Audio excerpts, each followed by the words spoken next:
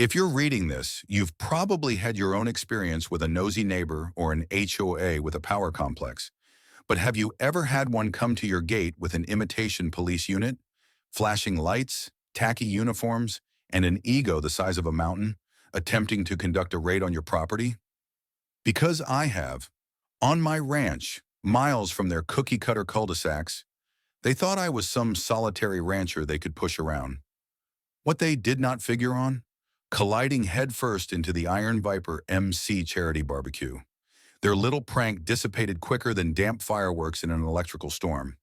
Leave a comment below if your HOA drama ever went off the track. Because this one's a ride. 5 years ago, I finally made the dream a reality. Purchased 60 acres of rocky, wooded Texas hill country, a spring-fed pond, a house with history in the timbers, and not another neighbor for half a mile.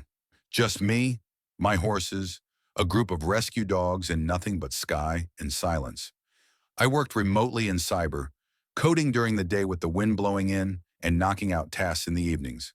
It was tranquility, earned tranquility. I lived solitary, waved to the people on the county highway.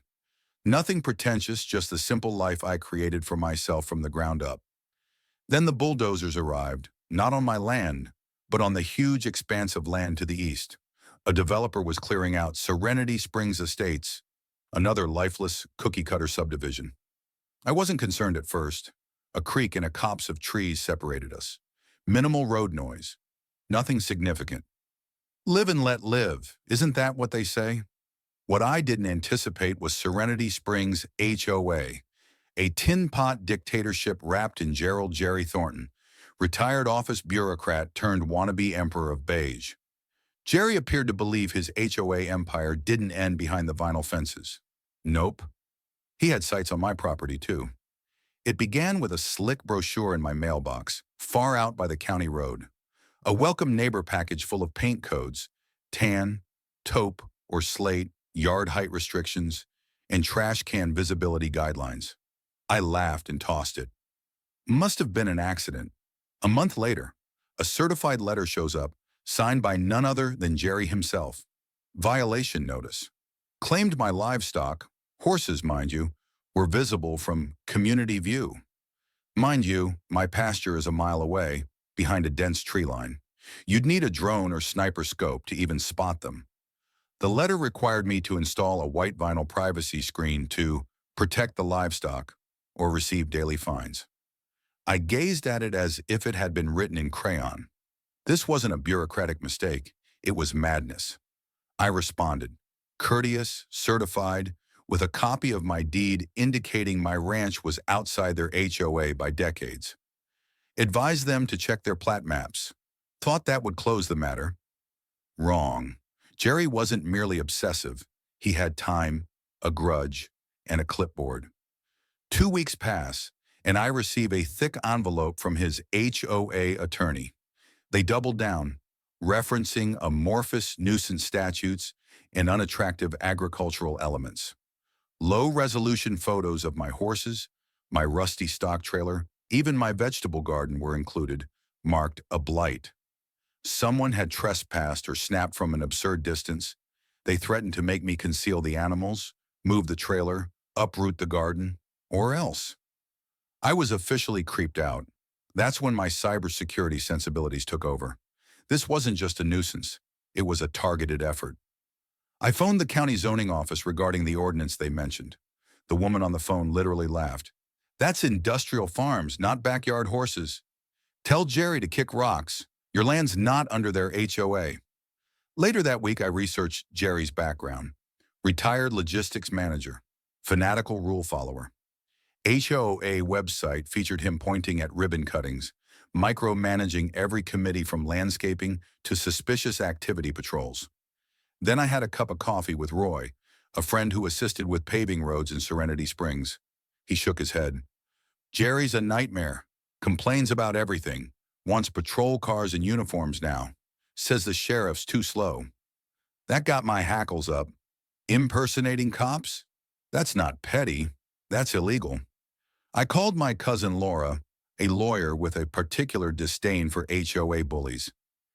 I spread out the letters, photographs, trespassing, and Roy's rumors.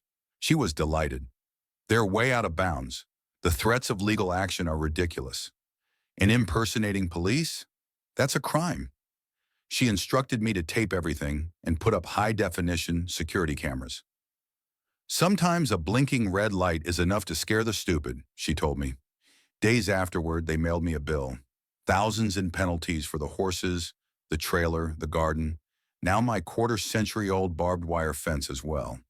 A glossy brochure was included with Jerry and a sidekick dressed in the NX. Then one afternoon, he stomped to the fence. This fence violates HOA standards. Unsafe, he barked. I didn't even look up from my work. Jerry, it's on my land. Your bylaws don't touch this ranch. Now leave. The previous day, I discovered a zip-tied notice on my gate, laminated no less.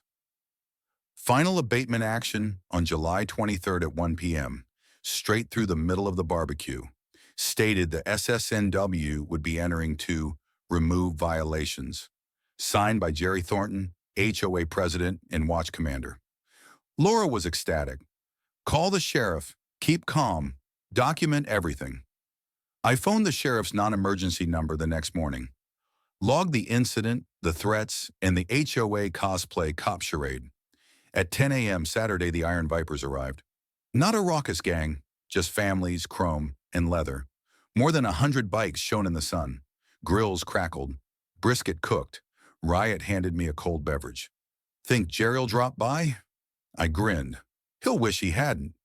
At 12:45, a lookout gave the signal to Riot. Showtime. At 1 o'clock on the dot, Jerry's SUV crept up the driveway, amber lights aglow. It rolled to a halt, impeded by bikes. Jerry emerged, clipboard at hand, dressed like a cop at the mall, eyes scanning. Mr. Thompson, he started, according to our notice, we're here to inspect your infractions. Laughter erupted. You're trespassing, I said, unruffled. Riot and the Vipers stood behind me, quiet but unmistakable. This is private property. You're not the police. Your pretend badges and flashlights don't amount to squat. Jerry stuttered, continuing to brandish his clipboard. You have to obey. No way. And if you don't get out, I'll call the actual sheriff and have you arrested for impersonating an officer and trespassing. You've got 10 seconds. Riot advanced. You're disrupting a vet benefit party. Unless you've got a warrant, turn around and leave. Jerry blinked. Saw that wasn't just a rancher anymore. An army. I began counting. 1, 2. His driver freaked out. Jerry, let's go. 3, 4. Jerry hissed. This isn't over. And jumped into the SUV. 5, 6. The SUV spewed gravel, squealing tires close to colliding with a few bikes before speeding back to Serenity Springs. Riot's crowd went crazy. Riot laughed. Didn't even stay for ribs. At 3 p.m., the real